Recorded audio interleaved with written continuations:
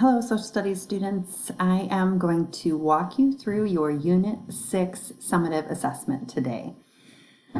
So I am on one of the social studies group pages. So this is the first thing you see when you click on our course, the Start Here Unit 6.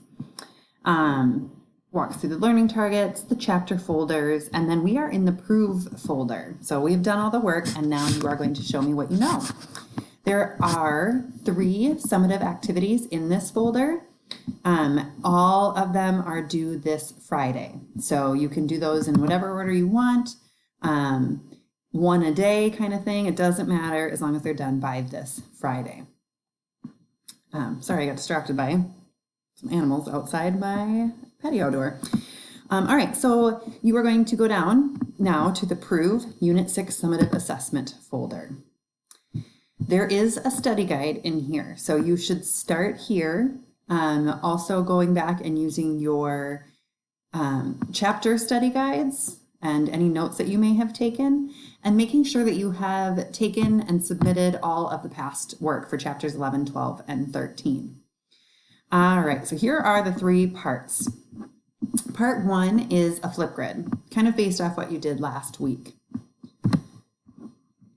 So this assignment is to be done in flip grid. The code is SS Rosales, Social Studies Rosales. When you go into Flipgrid, make sure that you find your group. So you are putting your video, if you're from group 5, in the group 5 topic. So that will help me keep a little bit more organized. And what you need to do for this is pick one goal of the progressive era. So that was the keynote that you did last week. You can pick whichever one. It doesn't matter. It can be one that, kind of means a little bit more to you, or it could just be one that you feel like you know very well.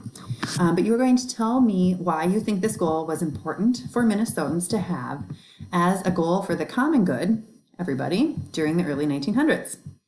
And then give at least 3 reasons why this goal was important to have. And you can do that however you want. If you want to make a little poster, you can even use your keynote if you feel like you did a really nice job on those goals last year, and then use that as your background and talk over it. It doesn't matter, but here is your rubric. So to get a 5 out of 5, you need to show mastery of progressive era goal in the early 1900s and use specific details and examples in your explanation. So that is part 1.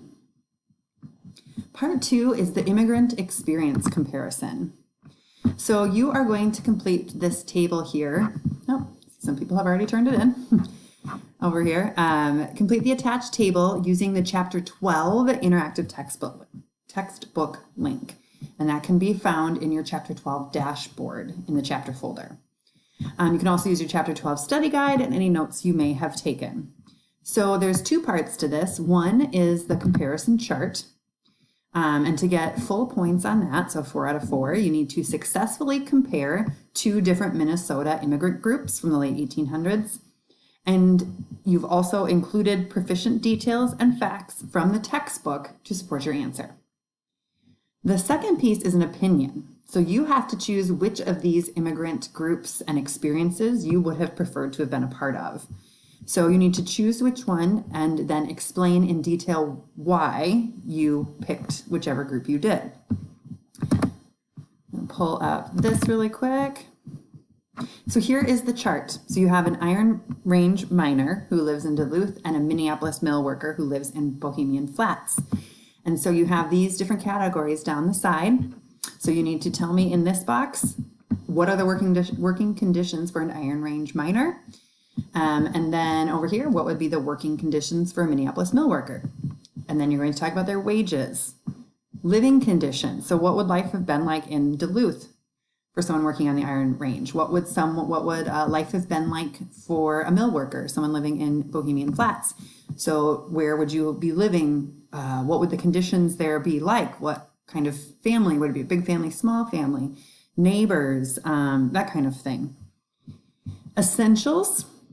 So this is what kind of access do they have to essential supplies and tools for living? So electricity, plumbing, shelter, food, water, healthcare, all that kind of thing.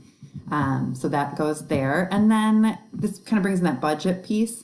a savings goal. So what might he or she, one of these workers, have been saving for? What would be something that someone in each of these locations and careers, what would they have wanted to buy? What would they have needed? So that explains part 2. So you just need to complete the chart. Oh, I forgot to tell you guys about the opinion piece. Okay, so I just went back into the PDF for the immigrant experience comparison. And on the bottom, do not forget to do this on yours. Would you have preferred the rural life in the Iron Range, so up north Minnesota, or the urban life in Minneapolis, and why? So that's the second part of that piece.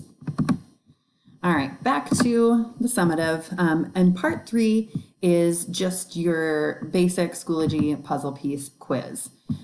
So there are 5 questions. Make sure that you study beforehand, and once you have entered the quiz, that you are ready to go.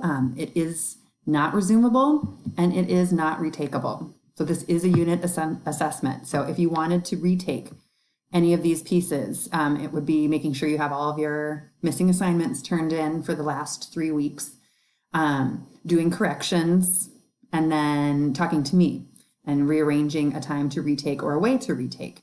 So be sure you know your stuff before you go in, so that we don't have to even deal with that, because that is kind of, it looks a little bit different over this distance learning. Okay, so those are your 3 parts. Again, make sure that you're studying beforehand. And if you have any questions, let me know. My office hours are also from noon to 12:30 every day. So if you want to jump in there and ask some questions, you can do that as well. Good luck.